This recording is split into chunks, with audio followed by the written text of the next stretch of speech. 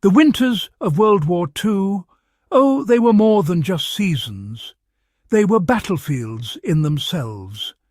Soldiers didn't just fight opposing armies, they fought the earth, the wind, and the cold that crept into their very bones. Across Europe, from the Ardennes forests to the Russian steppe, temperatures plunged so low that metal froze to bare skin, rifles jammed, and even firewood became reluctant to burn. Yet, despite this merciless environment, thousands of men endured those nights without sleeping bags, without modern tents, and without synthetic insulation. They did it with one of the most effective survival tricks ever used in human history, a method so simple that it still outperforms high-end gear today. It wasn't a product or invention, it was an understanding. The soldiers who survived learned not to fight nature, but to read it, to use it. What they discovered remains one of the most practical lessons in both historical and modern survival: the ground bed. The secret wasn't in the air above them, but in the ground beneath them. To anyone untrained in survival, it seems natural to pile on layers, wrap tighter in blankets, or huddle near the fire when the temperature drops. But the real killer in extreme cold isn't just the air. It's conduction, the silent drain of heat into the ground beneath you. During the harsh winters of the Second World War, soldiers who lay directly on snow or frozen soil were essentially lying on a massive block of ice. Their own body heat, you see, seeped down into the ground, cooling them from the inside out. Many, unfortunately, froze before morning, even if they were wrapped in heavy coats. The ones who survived understood the physics almost instinctively. The earth steals warmth faster than the air ever could. That realization, well, it gave birth to the so-called ground bed, a deceptively simple fieldcraft technique that turned nature itself into insulation. It wasn't, an official military issue or a piece of strategy from a manual. It was born in desperation and refined right there in the field. The ground bed became the soldiers' invisible armour against the cold. The method worked like this. Before bedding down, soldiers cleared snow or packed it firmly to make a base. Then they gathered whatever insulating materials the land offered: branches, straw, bark, hay, or pine needles. These were laid thickly, at least the depth of a hand, to create dead air space between the body and the frozen ground. That trapped air acted as natural insulation, just as modern foam pads or inflatable mats do today. Over this, soldiers spread their greatcoats or ponchos, keeping their inner layers dry. In the forests of Finland during the Winter War, the Finnish troops, famously resilient in temperatures below -30 degrees Celsius, perfected this technique. They used spruce boughs layered with needles, refreshed daily to stay dry. It gave them enough insulation to sleep for hours without succumbing to frostbite. Soviet soldiers, watching and learning, later copied the same trick. Even German troops on the Eastern Front, after seeing sleeping bags freeze stiff overnight, began using ground beds when all else failed. It's important to understand why it worked so well. The soldiers weren't fighting the cold directly, they were controlling heat transfer. The goal was not to warm the environment, but to stop the body from losing heat.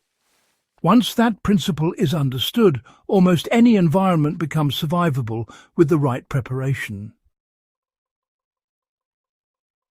Modern science still confirms what those soldiers knew instinctively. Physics hasn't changed since 1940. Heat always moves from warm to cold.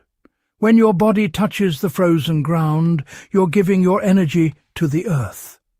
A sleeping bag, no matter how expensive, loses most of its insulation power where it's compressed under your body. Once that loft is gone, it can't trap air, and the cold wins. The World War II soldiers didn't need modern science to tell them this. They learned it by surviving it. That's why, even today, experienced survivalists and bushcrafters still repeat the old rule: insulate from below first. The air trapped between layers of organic material, leaves, straw or branches, acts as a thermal buffer. It's not comfortable, but it's effective. If you understand this, you can build a better night's sleep in the wilderness with nothing but what's around you than someone carrying a high-end sleeping bag and no knowledge of thermodynamics. This lesson still applies to anyone facing the elements today. Let's say you're out camping, hiking, or even caught in a tricky survival situation without a proper sleeping pad. The principle of the ground bed, well, it still works exactly as it did 80 years ago. You'd start by clearing away snow or damp soil. Then build a base layer using anything solid you can find: logs, bark or dry branches. This lifts you off the coldest surface, you see. Next, add your insulation: dry leaves, grass, pine needles or straw. Cross each layer in alternating directions to create a stable, springy mat. The more air you trap, the better it insulates, really. Lay a poncho, tarp or coat on top and keep your inner clothing dry at all costs. If you're with others, sleep close enough to share warmth. Soldiers knew that 2 or 3 bodies together could survive what one alone could not.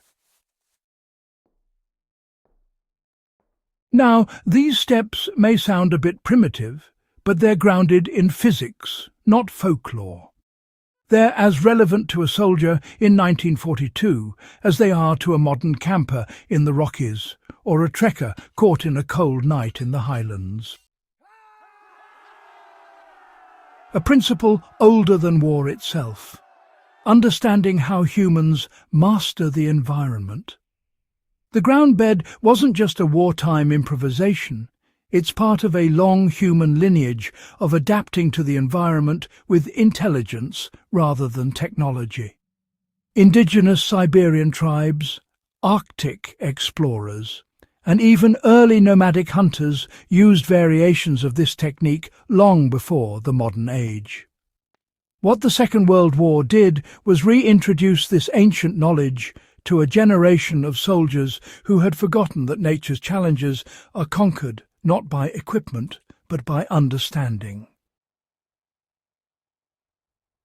For historians and survival enthusiasts alike, this is where the lesson deepens. History isn't only about what people fought for, it's about how they survived while doing it. The same physics that froze the Ardennes forest in 1944 still governs the cold today. The same simple rules that saved a Finnish soldier's life under spruce boughs can save yours if you find yourself stranded in the wild. The enduring legacy of knowledge over technology. This old soldier's trick reminds us that survival is rarely about what you own. It's about what you know. The men who slept warm on beds of straw and branches weren't better equipped. They were better informed. They understood the land, the cold, and the quiet mathematics of heat and endurance. Their method was field-tested under conditions no laboratory could replicate. If you take one thing from their story, let it be this: before you trust technology, Learn the fundamentals that nature has taught every generation before us. The cold doesn't negotiate, but it does obey physics. Those who understand it survive it. For more insights into how human ingenuity shaped history, from ancient battlefields to modern front lines, subscribe to Ancient History and share this video with those who value knowledge that endures beyond centuries. Because history doesn't just tell us what happened, it teaches us how to live through it.